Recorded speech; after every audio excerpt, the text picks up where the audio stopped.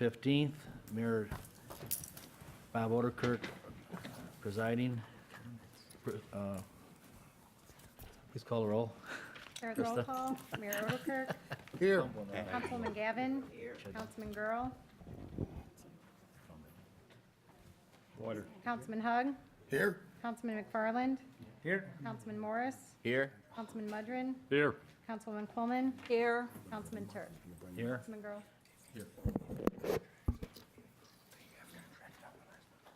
We normally defer, oh, there's, here.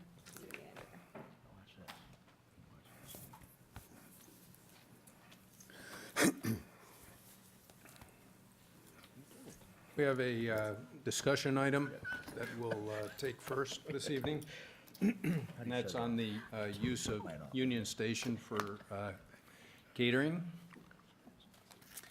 You had a proposal that was presented to you, and that included, and I think the caterers here this evening, maybe you'd like to come up to the podium there and answer any questions that the council members may have, along with Keith Conroy did a property valuation for mayor and council.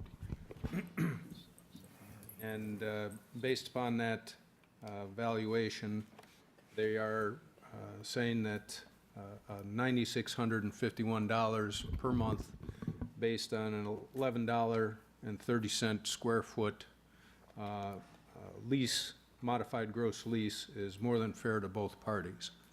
And it's been proposed $10,000 a month from the current caterer that's located in the Union Station.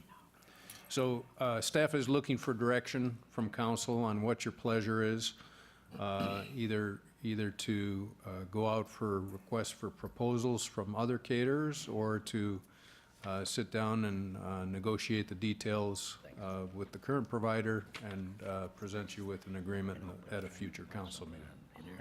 Yes.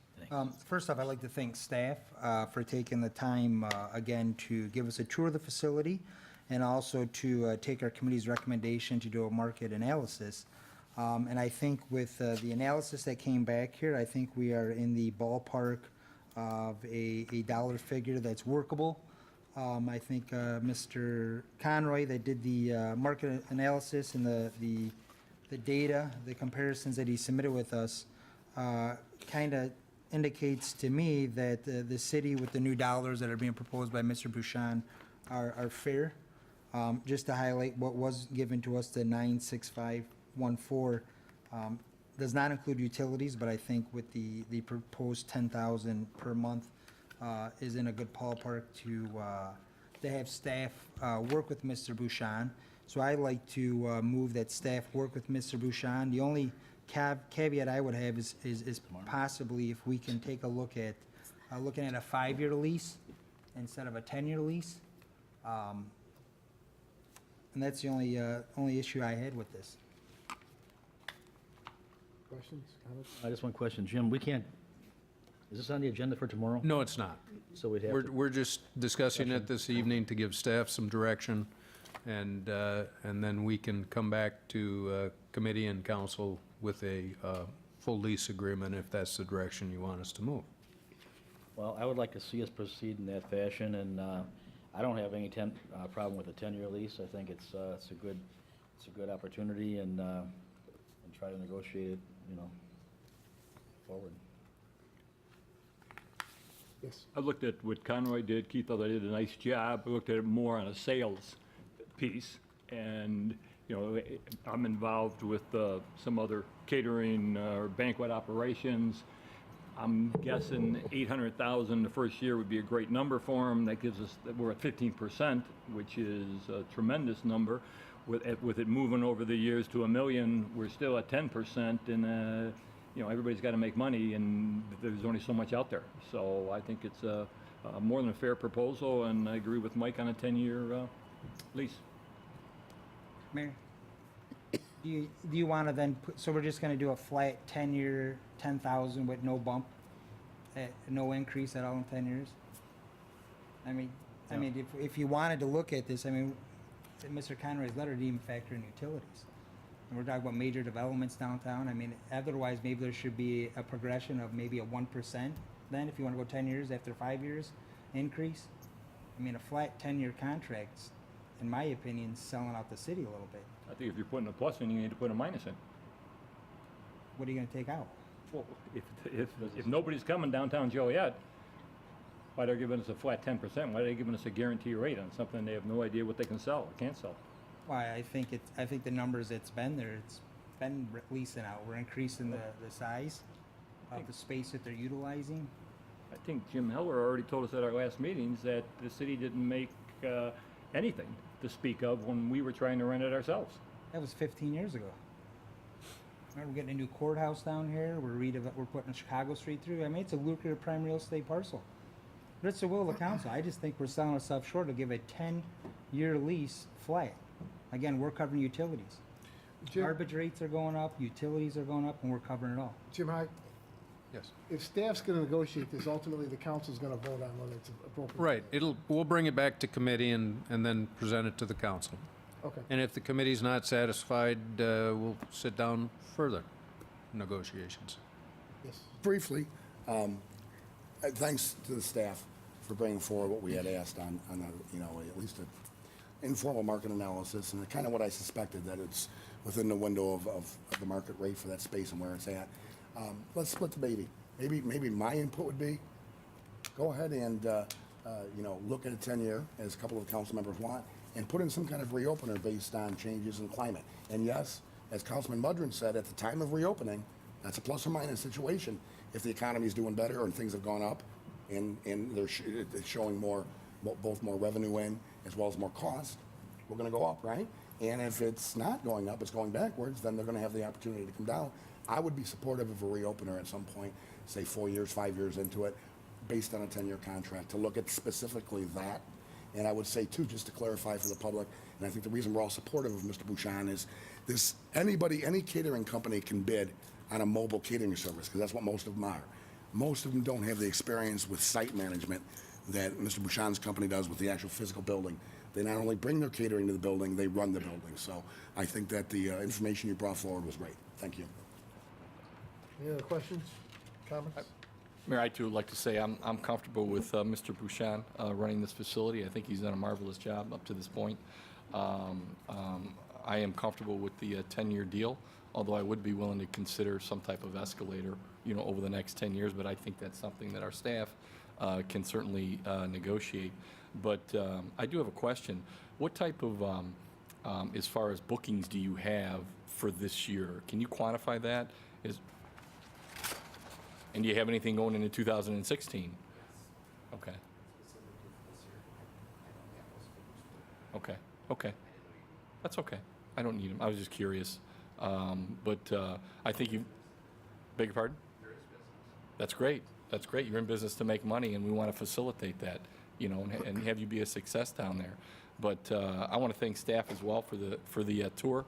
I think you've done a marvelous job, and I like the synergies of working the Haley Mansion and the synergies with the Union Station. If you have overbookings or there's a date that a particular bride may want, but that date is taken at Haley Mansion, kind of moving them over to Union Station, because I think it's an excellent venue.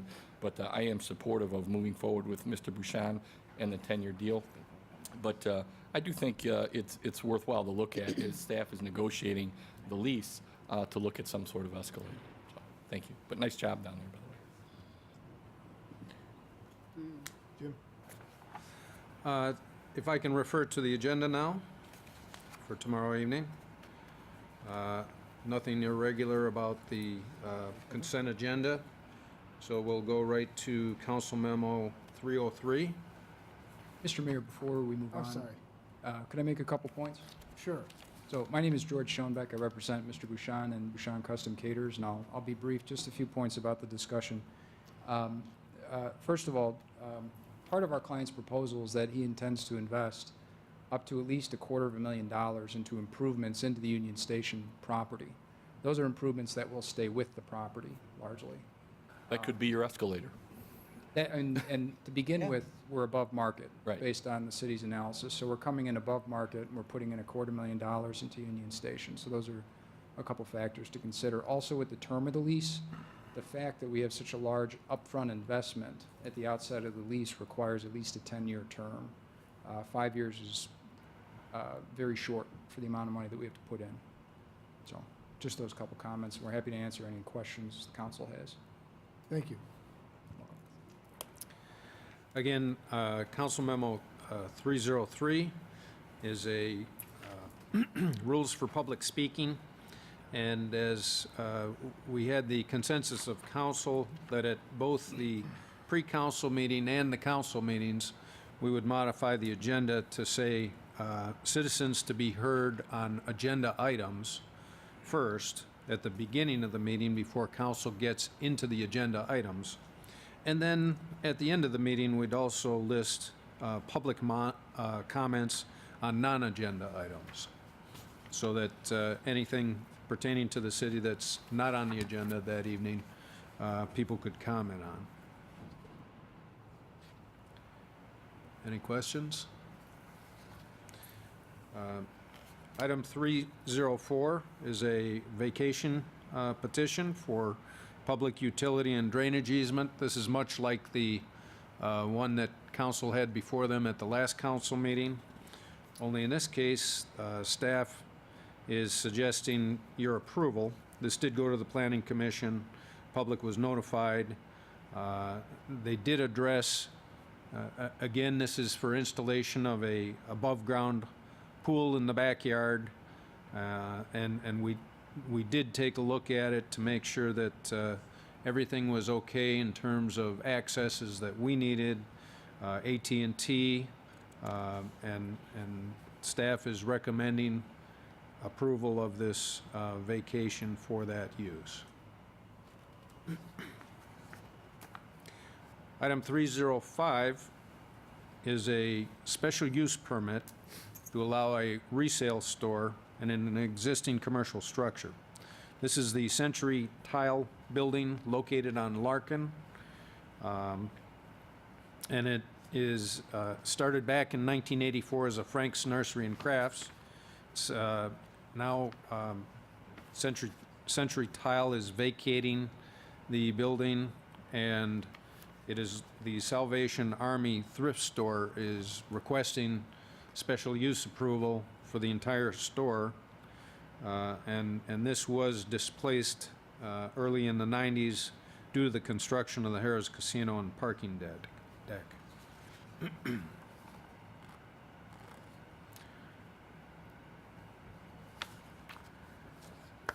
Any questions? Going to Council Memo 307. This is a resolution approving the Illinois Law Enforcement Alarm System Mutual Aid Agreement. And basically, this is when we need help, adjacent communities will come to us with the facilities, with the staff that we need in an emergency.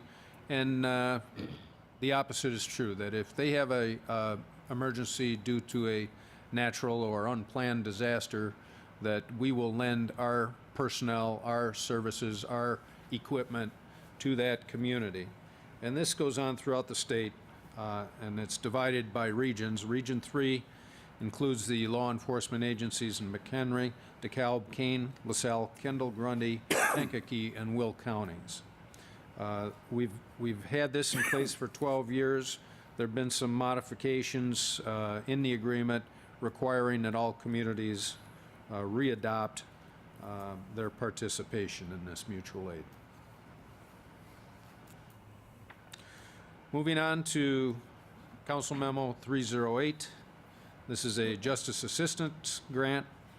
This is something that we qualify for in combination with Will County.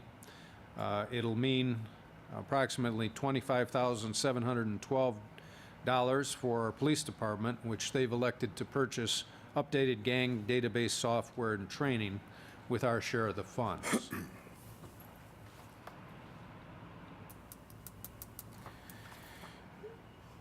If there are no questions, moving on to item 309. This is a resolution amending our investment policy, and it'll be changed to allow investments in FDIC-insured CDs be raised from $100,000 to $250,000. It also allows investment in certificates of deposit account registry service so that you can combine a number of CD amounts but still be covered by the FDIC insurance. And then also changes the duration of investment limits to no longer than 3 years or 10% of your portfolio. And then the other thing, it changes the certificate of deposit investments to all banks in the state of Illinois rather than just the city of Joliet. That'll allow for many other options and hopefully increased in investment returns.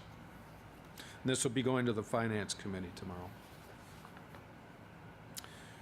Item 310, we are suggesting tomorrow that you reject this because we sat down today at staff and decided that we'd much rather come back to you with a motion to approve amending the budget and finance this ourselves, because investment returns are very low these days, and rather than paying 2.13 to 3.25% to somebody else for a loan up to $500,000, that we can finance that ourselves internally from our general fund balance.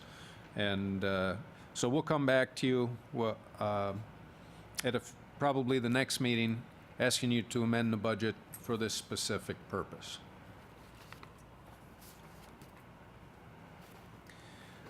Item 311 is, Jim, I'm sorry? Really- Sure. Alfredo wasn't at the public service meeting this afternoon, Yes. so could you briefly tomorrow just touch on the construction of the 6 family homes, what they're gonna be Sure. for? There's some And committee review questions. that. Thank you. Very That's good. all. thank you. Item 311 is a resolution requesting authorization to implement our tobacco enforcement program. This is a federal program, and we've been offered $11,990. This is the 13th year that the police department's participated in this program, and it's to make sure that those stores that sell tobacco are not selling to those under the legal purchasing age of 18.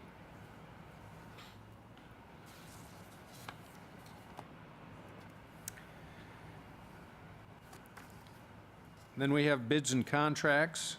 These will all be reviewed by the Public Services Committee tomorrow. Unless you have some specific questions, we'll let the committee report back at the beginning of tomorrow night's meeting. If there are no other questions on the agenda this evening, we do have a presentation regarding our, one of the strategic plan goals for this year was to, and something that you did budget for, is to purchase a citywide notification system. And Everbridge representative is here this evening to do a presentation, so I'll ask him to come to the podium and take over. Good evening, Council. I appreciate the opportunity to speak to you. I know I'm not sure which of these microphones to speak into, so I'll do both. I'm going to give a brief presentation on Everbridge for those of you not familiar with the company, answer any questions that you might have about the company, and then with any time that's left, I'll also be going directly into the system to show you how it would apply to allow the self-registration of various members of the community, which would include things such as your access and functional needs registration, senior citizen concerns, as well as various opt-in programs for emergency as well as non-emergency notifications. So, at show of hands, anybody here familiar with Everbridge at all? Well, it's a great opportunity. Tonight will be the moment when you look back and you say, you know, that's the night we learned. So Everbridge is a mass notification system. Many of you are familiar with those systems. City of Chicago uses us, and in one day I was alerted that with the Blackhawks game is tonight, and that there'll be congestion downtown, which would be considered a non-emergency notification. And as of about an hour ago, I also got a notification that there is a tornado warning on the south side of the city of Chicago, which would be considered an emergency notification. So it's an excellent example of a city using the system both for opt-ins, which I've opted in for special events and things of that sort, the Blackhawks game, the Cubs game notifications, as well as non-opt-ins, which are the emergencies, such as there may be a tornado form in the south side of the city. Communications today are an expected element from various organizations down to both their employees, obviously on any contact path available, as well as to citizens in a manner and type of which they choose.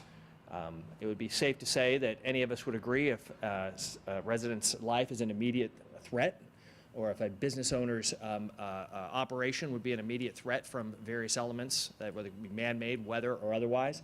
It would be in everybody's best interest to notify them as rapidly and as effectively on whatever type of communication would be effective for that individual. Your contact path, sir, is different than mine, right? I'm a text message, email, cell phone kind of guy. My wife is a work phone, home phone, Facebook kind of girl. And so we each have our own profiles that are, now that they're registered with our city, they're able to effectively communicate. And that's what we're talking about here, is bringing in all of the various databases that we can register under a single tool, and that can be used effectively, and then also effectively communicate with other organizations using the system. Your Exelon nuclear power plant is an Everbridge user. The county, through contract with Federal Signal, is an Everbridge user. Surrounding counties and other cities, multiple villages and cities of your size in the state are users. Kendall County on one side, Naperville on the north side, and so on. Village of Schaumburg and various other organizations. So the goal is to allow citizens to customize their requirements. Once again, an emergency notification, it's an easy choice to make. But what about citizens who want information from the Senior Citizen Center and activities that are going on there? Not everybody wants that notification. Many people do. What about access and functional needs registrations, allowing a citizen to self-identify and say, at this address, we have people that couldn't evacuate if they needed to. We're going to need special attention if you can offer it during an evacuation. Your ability to reach out and send a notification specifically to them, assessing their situation prior to commencing a generalized evacuation. The ability to send notifications to people who have self-identified as speaking Spanish only in their household. Be able to identify those and send communications in a way that's effective for them at the time of need. So those are the various short analysis of how the system can be used. I've got the system up. Is there any way we can pull the PowerPoint real quick? And I know there's a Blackhawks game tonight. To be respectful of your time, I'll try and wrap this up shortly. I mean, we have to keep our priorities straight, I know. For those of you, I'm going to do a quick run through a PowerPoint, if that's okay. And how's time? Do we have, is another 5 to 6 minutes okay with the council? 4 minutes? We'll go real fast. Just to briefly run through this slide, and I'll be glad to leave them behind if you'd like to do analysis on them afterwards. But people today, we go back 10 years ago when these systems were in place and people expected only emergency communications, nothing else ever. Today, people expect to get information, and if they're not getting it from you based on some subscription that they can use, they're going to other sources which are not the best sources in the world. Bob, the blogger, discussing emergency information and what people should do is not the right source for information. Police, fire, Department of Health, and otherwise, council, mayor, city manager are the right direction to go. So people are looking for and receiving information if we're not seeking to provide it to them in a way that's meaningful. Other organizations, it's worthwhile just to note that every major internet firm, technology firm, airport system, Chicago O'Hare, as well as, like I said, Exelon Energy throughout the state also use Everbridge in all of their emergency operations. So we can agree that the emergency side could be covered, and you could unify, whether it's a water department, whether it's fire information or police information, we can unify communications and create a unified database.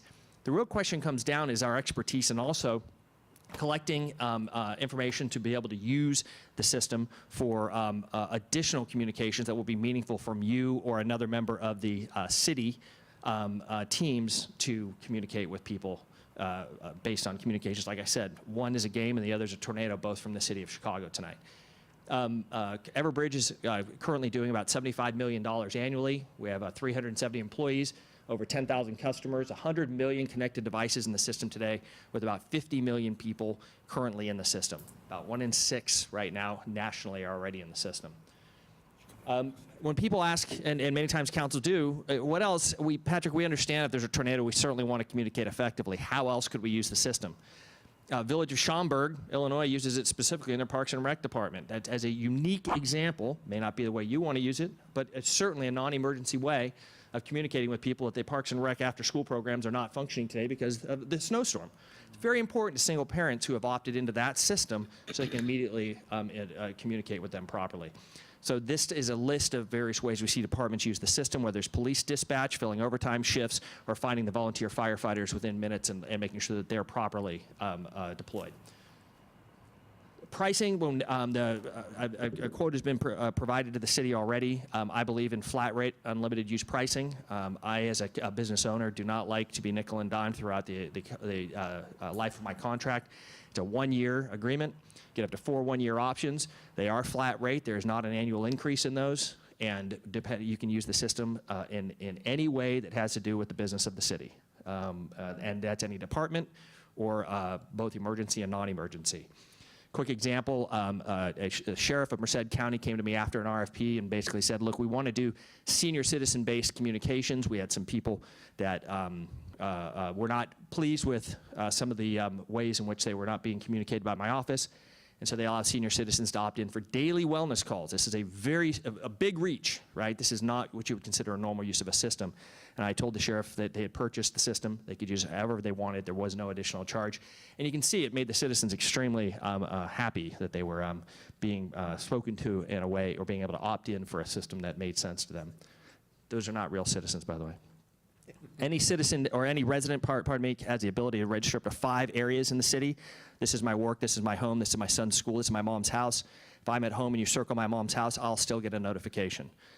Houses typically have multiple residents, and the way that the system works allows various people in a single address, whether it's this building or my home, to register. And when we're seeking to communicate, we'll look for the specific person and their communication paths and confirm that we get that contact through.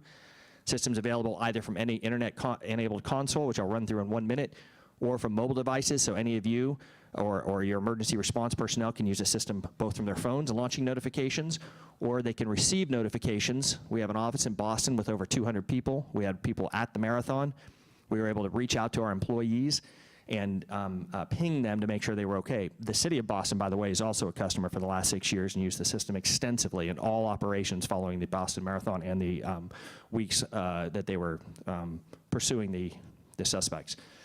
It allows people to upload situations, pictures, geotags. Somebody can say, I've got power lines down in my yard. This is the location. This is the picture. It may be worth taking a look and passing this on to Water and Power. So there's a lot of capabilities built into the system at the flat rate. I'll be very happy to entertain any questions now, and if not, I'll jump right into an example of what the opt-in page could look like and what the system would look like in a 2 to 3 minute run through. Questions from the council? Yes, sir. Mayor, Pro Tem, is there any way that we could throw this back to the CTIS or Public Safety Committee to get into the minutia? We can. How? Dollars and cents. I mean, what kind of direction are you looking from us? I've got a lot of questions. Yeah. After hearing this and you're here, I'd like to write them down, either give them to the committee chair or somebody. We can do Well, it was that. discussed very briefly, but before a presentation was supposed to come to the council, the presentation was supposed to come to the committee first, then back to the council. Is that not correct? I believe it's Mr. Mudger? correct. Councilman Gavin? Yeah. So I'm a little taken back here today by this. I had no idea you were going to be here today. So Another surprise. would a motion be in order to remand this to the CTAS committee, this presentation? Councilman? Well, We're almost done now. I mean, I don't want to waste the council's time again. he has traveled from out of town this evening for this presentation, so if you could give him a few more minutes and then But I mean, I guess my question, does a few more minutes do it justice? I mean, do we want to really analyze this? We seem to be, I know we're kind of half jokingly here, but it sounds like, we have a serious man with a serious product. I think we ought to give him the time that he needs. So I am respectful of your time that you came from out of town, but I think that would be better than running through this in a hurry.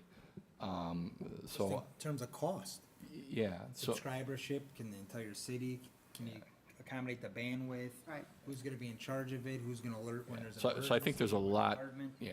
And I think, Councilwoman makes a good point. She was not expecting this to come to the full council, but, and I think it'd be, best for you as well, because like I said, I think you have a serious product here, and there's some questions, Sure. and I'm interested, but I also, realize that, there's some time constraints on you here. But I'd like to make a motion to remand this back to the CTIS committee, for further review and serious study. Second. Discussion, Mayor Pro Tem? I think I understand why they brought it here, because frankly, it's almost a hybrid. It is computer-based, but it's also EMS-based, so a public safety meeting. So I think that's why you brought it to am I right? So I would suggest that if we're going to vote, if you can amend it, Yeah. I think it should be a joint CTIS Public Safety Committee meeting, because it's no secret, the number one purpose for this, the most important purpose, is public safety. Followed by, like you said, the non-emergency stuff. So I think both committees need to take a look at it, and I don't want this poor man coming back here 3 times. Could I just jump in real quick? Councilwoman, the reason why we asked him to, Patrick, to stop in today was because of his schedule. The next time that we could have had him back would have been in July. And I thought it'd be best to get the message out to you guys, let you see the product. I had gone over in CTIS a little bit about what we were looking for. We did look at 3 different vendors. We looked at Everbridge, we brought in Code Red, and we brought in Rave. And out of all of them, Everbridge seems to be the best municipal vendor. The Rave system does a lot with universities and that type of thing. But Everbridge seemed to have a number of different aspects that we liked. We liked their ability to integrate in with our tornado warning system also. But I know this is a lot to bite off and digest, in one night. I thought if Patrick could come in, give you guys a little bit of an overview, if you want to take a step back now and compile some questions that you might have on the system. The system's basically used for community notification and emergency notification. So responders, we would be able to use the system to call back people, police and fire. We would also be able to notify people that are in certain areas that we might want to evacuate, that we might want people to shelter in place. So we would be able to notify those people of that also. Boil orders for the water department, another emergency notification that we can push out.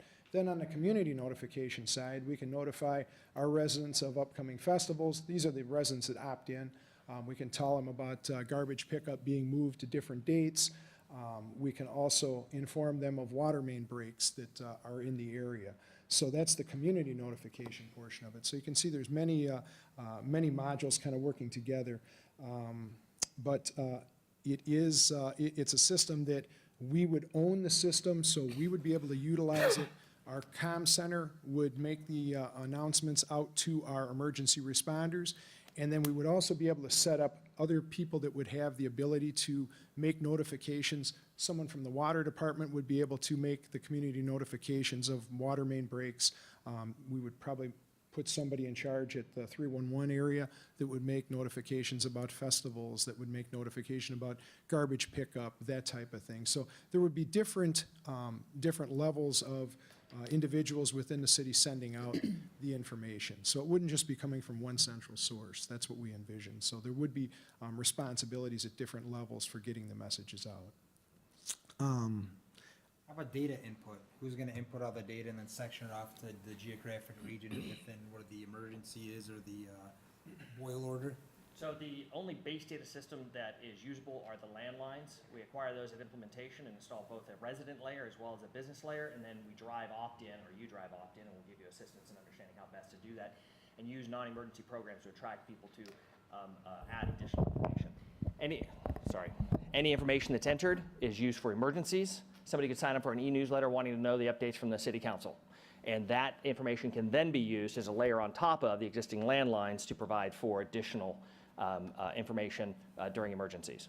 For example, I signed up for game information from Chicago. Now I'm getting information about the tornado, tornado watch, which is great. I'm glad to get it. Not, but life-threatening communications, we use all data layers, or you do. We don't send anything without your approval and ability. I pulled up here a brief, I just threw together ideas based on what we see with other customers, and you'll find that all of this is customizable to your needs today or later. There are various pull-down categories that allow citizens to opt in for things that are meaningful to them, and these are just simple examples. So you can hear me real quick. Anything from like Joliet Police Department doing ability to street closure information, is it appropriate to send everybody in a street, or in a neighborhood street closure information because you think it's important? It's not. It's not what they're asking for unless they do ask for it. And once they opt in and say, yes, I'm a commuter, I've got to get in and out, I know there's construction going on, I would like that information, and then when you do a notification, those are the only people selected in that particular instance. And so that's what we see communities using this type of thing for. And so anything that's non-life threatening is only by opt-in. Does that make sense? We would never send, our city, we have well over 3,500 people sign up for city council special votes and information. A city manager, when we started that, said nobody will ever sign up for that. They just don't care. But they do. In the city of Thousand Oaks, we have a population of 75,000. We've got 3,500 plus that have signed up just for city council information. We have a very active group of folks who want to know special votes. They don't want everything, but when things are contentious, they want to know what's going on. And so that's when they use that particular list. They would never send that to anybody outside of that 3,500. Does that make sense? But those 3,500 are now addition to the base layer that we put in. I think there's a, Flash flood warning. There you go. there you have it. Yeah. I think we have a motion on the table. I'm not sure what the council's preference is, but I think, I will amend it to include the Public Safety Committee meeting at the CTIS committee. But I think there's a lot of detail here. I think Yeah, it should there go is. through the committee structure first, and then, and then kind of work its way back to the council. But I think the product definitely seems appealing. But so anyway, there is a motion on the table. And are you amending it to? I'm amending the motion to include, to remand it back to the CTS committee with the Public Safety Committee as well. And I second. Okay. Should motion and seconded to remand this back to the CTIS and Public Safety Committees. Councilwoman Gavin? Aye. Councilman Girl? Aye? Councilman Hugs? Aye. Councilman McFarland? Aye. Councilman Morris? Aye. Councilman Mudrin? Aye. Councilwoman Coleman? Aye. Councilman Turk? Aye. Motion carried. Councilman Turk. Does anybody object to this? He said he had 3 more minutes to show us what it kind of will look like. Can he do that since he's here for the 3 minutes? I don't care. Anybody have a, you said you had, sure. I can give you a quick, Yeah. So what I was showing you was I was walking through the opt-in page. This allows a citizen to come in and say, hey, here's additional information about my household. I've got a door in back. We've got people here who cannot speak. I happen to be wheelchair mobility impaired. I've got 3 dependents under 18. I live in a multi-story residence. I have hepatitis B. This allows people to self-opt in and allow emergency response teams to make appropriate preparations when they are responding to addresses or doing an evacuation. Very important to know when you're going to evacuate 20,000 people that 18 are wheelchair homebound. You don't want to show up at the front door knocking and realize that you've got people that need special assistance. So this is where we're gathering that information. And when you apply this to the map and you go in and you're doing a notification, what you just received, by the way, all of us received on our cell phones at the same time, is a WIA notification, and that is now a federal program that allows them to push out life-threatening information to people. I think everybody's phones might have gone off at the same time. That's our system. We're one of the vendors that help facilitate that. When I go through to do a notification, I can go through and very easily make a polygon over the city of Joliet. Sorry, I'm waiting for the map to pull up. And there's 2 ways we make notifications. You either do a visual notification, which is a polygon over a map. I want everything within this circle. Or you can say I want every lieutenant on 3rd shift at the police department, or a sergeant. So if I were to select contacts, I would simply go in, draw a shape, I do a circle, and in selecting this particular contact, I've now selected one person and I'm going to create a notification. I can also sort those contacts. If I wanted to filter those, I could say, I want to use a filter and I need everybody who's access and functional needs dependent, who's wheelchair mobility and homebound. And that, when I apply that filter, comes up and says 2 contacts are found registered in this region, and I would be able to specifically speak to them. Now you saw when I was showing my opt-in, I checked off, and that's why my dot still remains.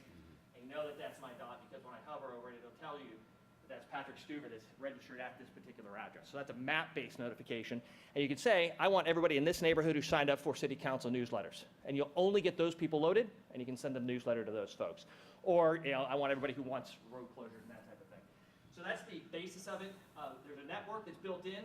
The ability to look at the network and see what other Everbridge customers, whether it's Exelon, Chicago, Cook County, or others, are posting, and people post all the time into the system. These are other Everbridge users. What was not proposed or things like automatic weather alerting, because I believe you guys have very strong weather support in your area already. So, but everything that the system provides for about 95% of our state and local customer base is provided in the quote as originally presented to the committee. I met with another committee earlier. I'm not sure if that's CTIS or which committee that is. Nope, wasn't me. Do we have a cost, an idea, an estimate? Yes. Yes. I mean, if you, are you asking me that? Or yes? Go right ahead. You can have, I don't mean to jump in. I wasn't sure you were addressing. Do you want to go ahead? No, I don't know specifically. It was the Our big- first, the quote that we received from Everbridge was $32,000 for year one, flat rate, and that would be for unlimited number of minutes and messages, and then year two, it drops down to $29,000. So it's well within what we had budgeted for.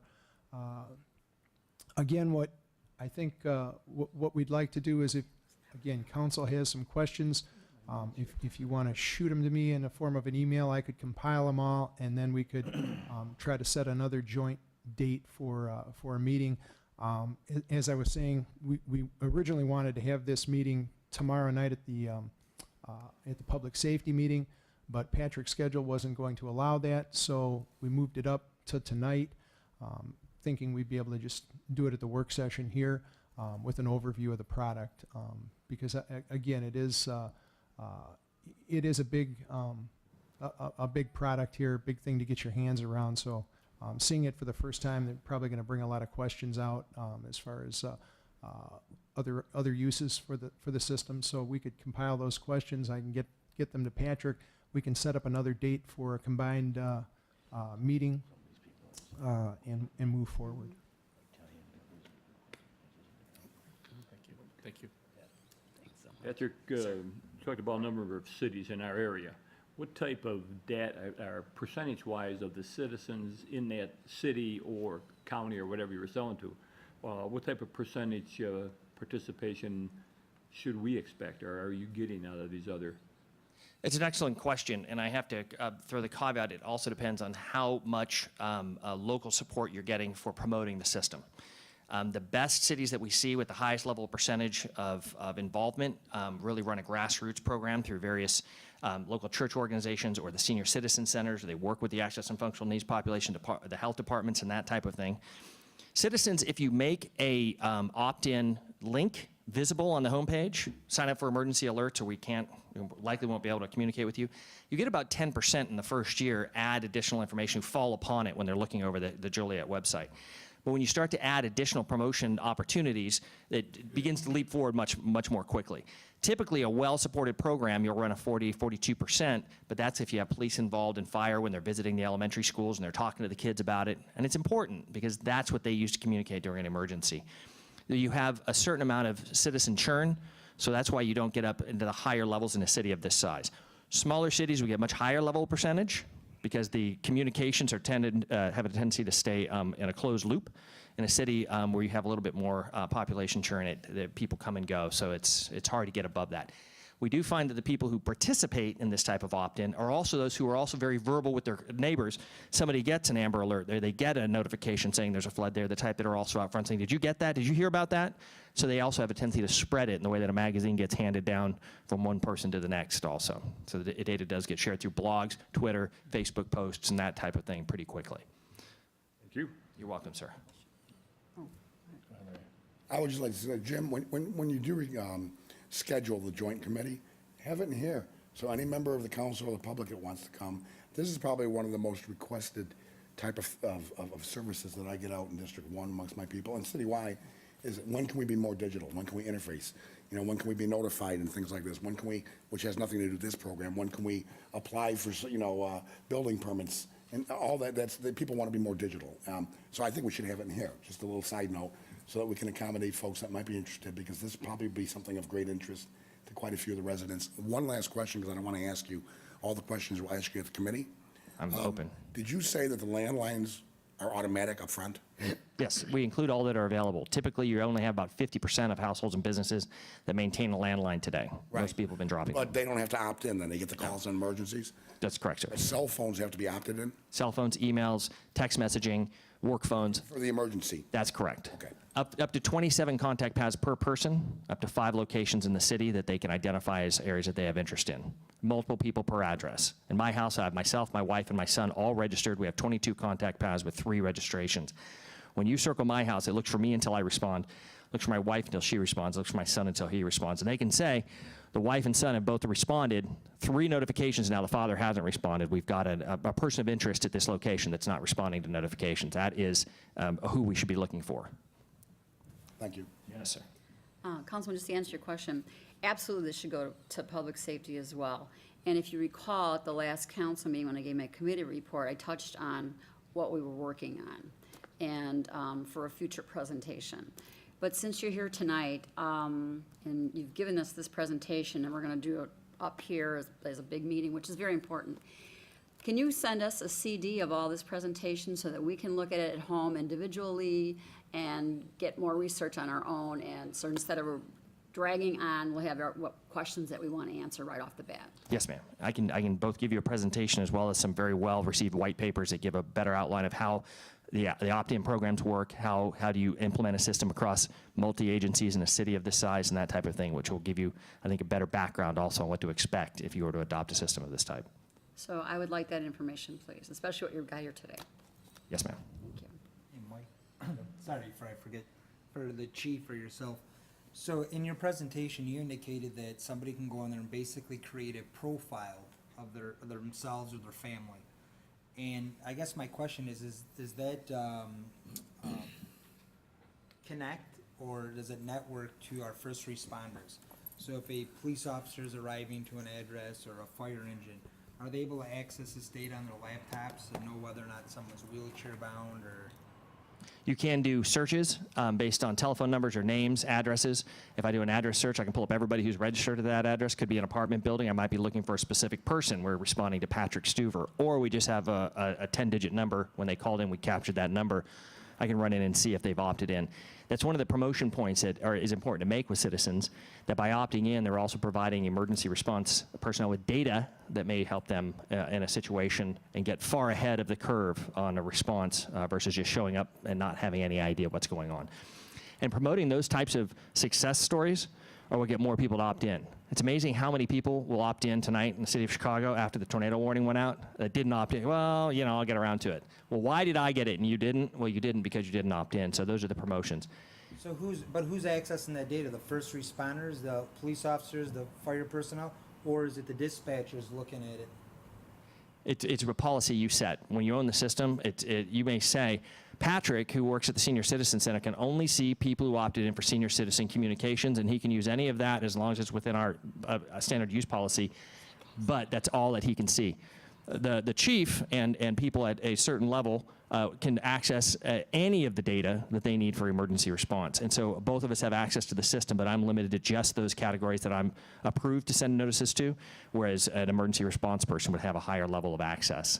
We see that question answered in unique ways, sometimes city right next to city, county, city in a county.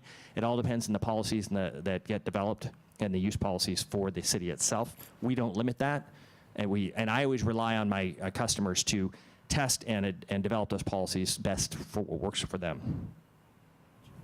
We do give plenty of advice, but we don't have policies that limit our customers' use. Well, I'm just trying to, in my mind, I see all these checklists of information we could gain and gather. I guess the question is, how is staff going to utilize it? Does that kind of make sense, Chief? I mean, we're asking the public to input this data.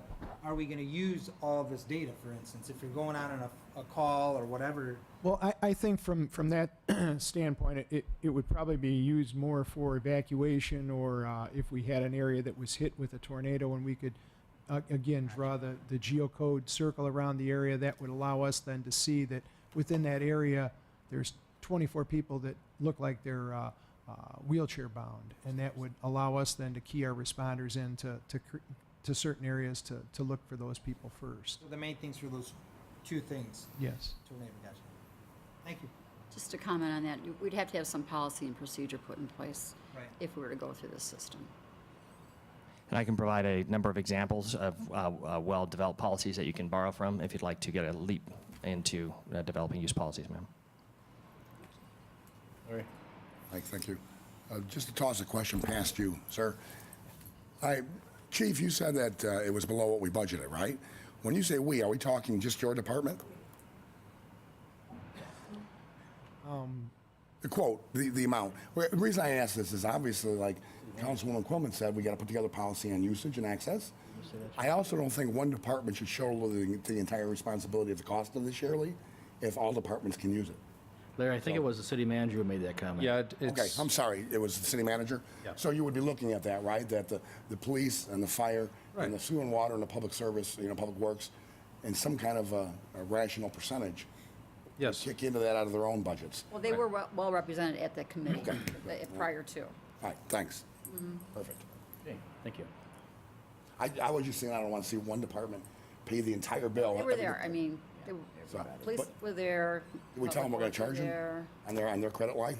We just got to spread the cost across everybody using it, not just one department. Exactly. Spending it. We see that a lot maybe sometimes when it comes to, you have a water main break and then the public works comes in and repairs the road when it's Well, all Jim Egan finished. was there, and he refreshed my memory, well, that didn't need refreshing about that Saturday afternoon when the water main break, and I had no water to make dinner. Okay. Fair enough. Okay, thank you. Very good use, by the way. You know, who else needs water? Restaurants. Environmental health has to warn them when they have water main breaks or pipe flushing because they can't function. So they need to do something with their food, which they can donate it to the local homeless shelter and get a tax write-off. Another great use. A lot of good ones. Is that all? Okay, thank you. Thank you, council. I appreciate the extra time. Thank you very Now, much. where do you have to go? Where's home? Los Angeles, ma'am. Well, good luck at the airport. Yeah.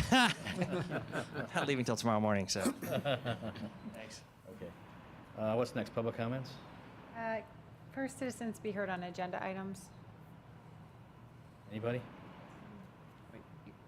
You'll be under, is yours on an agenda item or under public comment? Okay, so public comments is next.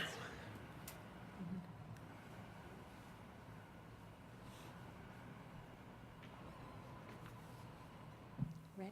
Yeah. 1, 2, 3. Go Hawks! Good start. Hello, everyone. My name is Brandy Phillips, and this is my mom, Gloria. We're residents here in the city of Joliet, and we just want to publicly congratulate our mayor, Mayor Odie Kirk, and the city council for all the great work that you're doing in our community. We're talking with the residents, and they're really, really excited about all the events that are coming up this summer. And so we just want to congratulate you on all of your hard work and dedication for making the city of Joliet great for our youth and great for all the residents. And we're also having our annual community picnic. We had it last year, and a lot of people asked us to have it again. And so this is something that we're having for the youth to try to keep our community growing and keep it going strong. We had it at the Knoll Park, and it was really wonderful to see all the young children playing and really becoming one. And we also have a game that we play every year called How Well Do You Know Joliet? We want our young people to play educational games to learn more about our city.